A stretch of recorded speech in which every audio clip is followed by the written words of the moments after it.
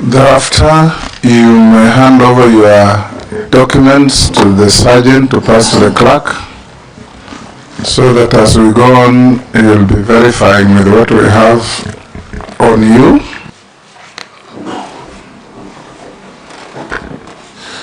Honorable John Mbadi, we know you have been with us, and you've been nominated by His Excellency the President to occupy the high office of CS Treasury of the Republic of Kenya at a time when exceptional skills are required to help navigate the country through some difficult moments in our history. We want you to introduce yourself for the record. Give us a little preview on your educational background, your work experience, and why you feel suitable to hold the office to which you have been nominated. No more than 5 minutes. Yeah, thank you, Mr. Speaker, and honorable members of the Appointments Committee of the National Assembly. And Mr. Speaker, as you rightly put it from the beginning, I know this committee has a constitutional mandate and responsibility to vet appointments or nominations by the President, and so being colleagues notwithstanding.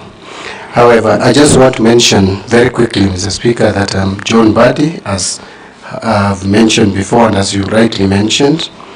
I was born 53 years ago in a small village called Seka in Gwasi, Suba South constituency of Homa Bay County.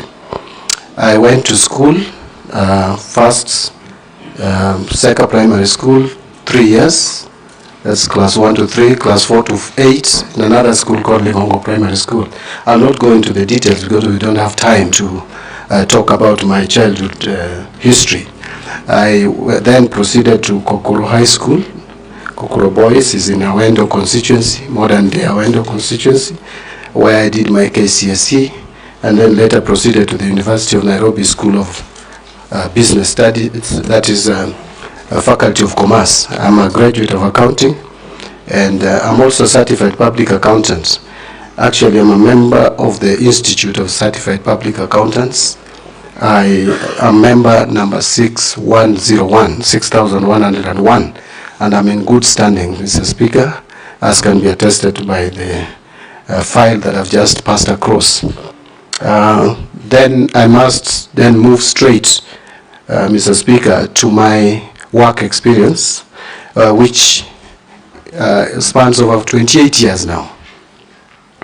After graduating from the University of Nairobi, Mr. Speaker, I was employed to work with the same university in the finance department. Started off at the very basic level, entry point for a graduate, which is assistant accountant, where I was basically doing the routine accounting duties. But later I rose very quickly to become an accountant, finally to senior accountant 2, and then finally to senior accountant 1. In which time now I was involved in more advanced accounting work. I actually was responsible for preparation of the final accounts for the university. I was in a team that was doing that and preparing for final audit. I was also involved largely in cash flow management for the university. I then later left the university to work for an international organization called Media East Africa. It's a humanitarian organization with headquarters in Switzerland. I was the regional finance director responsible for supervising the finance departments of the region, that is Uganda office, South Sudan office, Somali office, and the Kenya office. The budget for that organization, the regional budget, which I was responsible for, was $8 million, which in the current foreign exchange rates could be about 1 billion plus. And my duty in that organization, Mr. Speaker, was basically to do fundraising, do the budget, preparation of budget and fundraising, ensuring proper utilization and efficiency in financial management in the entire region. So I served there for 3.5 years. Then I became a member of parliament, having won my seat for the first time in the elections which were conducted on 29th of December 2007. I won Gwasi parliamentary seat, a seat I won again subsequently 3 times. Actually, I have the record of the only person who has ever been elected in that constituency more than once. But having said that, Mr. Speaker, when I joined this parliament, I have done this now takes me even to the relevance of my nomination or the docket to which I'm nominated. Since I came to parliament for 15 years, from 2008, January, to 2022, save for a few months, like about 7-8 months when I served in the cabinet as assistant minister in the office of the president, I have always been a member of the Budget and Appropriations Committee. This committee is the one that actually has the constitutional responsibility and mandate to prepare the budgets of this country. Actually, the budgets that come from the National Treasury are estimates. The budget is a preserve and function of the National Assembly of the Republic of Kenya. So during which time, when I was a member of the Budget and Appropriation Committee, I interacted a lot with the Kenyan budget and the macroeconomic policies. I can attest that I've interacted with the Budget Review Outlook paper, which is always prepared every year. I am very comfortable with how to generate budget policy statements, budget estimates, finance bills, division of revenue bills, county allocation of revenue bill, generally budget process, and the debt management strategy paper. So, Mr. Speaker, I don't want to go into much details, but let me just mention for relevance that as Assistant Minister in the Office of the President, I was also involved in helping the Prime Minister. In the Office of the Prime Minister, sorry. I was Assistant Minister in the Office of the Prime Minister. And in that office, the responsibility of that office was basically to supervise and coordinate government functions in all ministries, departments, and state agencies, which is very much in line with what my role at the Treasury, if this committee proposes my approval to the National Assembly and finally approved and appointed. In that office, Mr. Speaker, you will recall that there was no minister. And you will also recall that at the time I was appointed, Mr. Speaker and honorable members, there was not even a deputy prime minister. Because remember, the former president, who was a deputy prime minister, had stepped aside because of the cases that he had at the ICC. And the current prime cabinet secretary, who was another deputy prime minister, had already, because of political differences, practically left office. So I was basically deputy or assistant prime minister during that period that I was there. And so I, by default, and I helped the prime minister in coordinating government functions. Now, quickly, because I think my time is almost up, my work in Public Accounts Committee, first as a member in the 11th Parliament for 5 years, and later as the chairman now for 2 years, from 2022, October, I have interacted with how the government spends its revenue.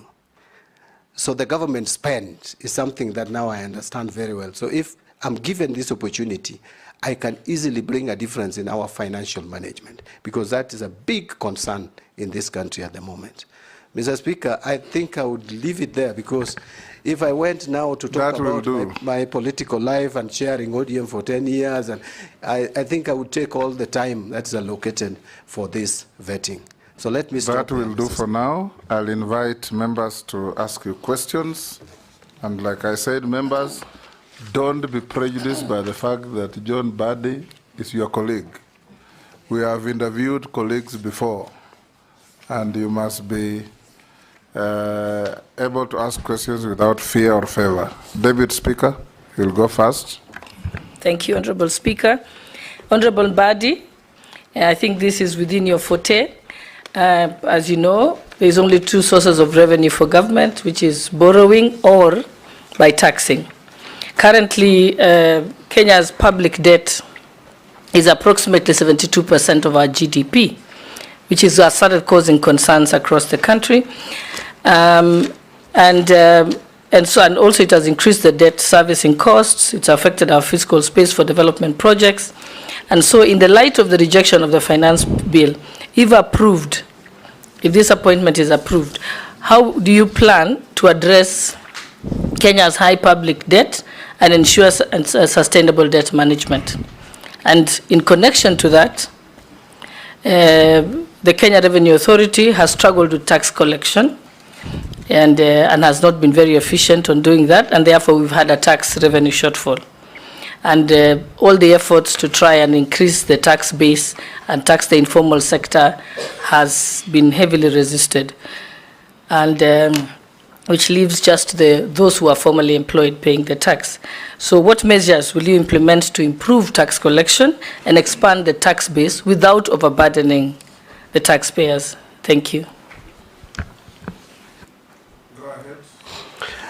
Thank you, Mr. Speaker, and thank you, Madam Deputy Speaker, for these two very important questions.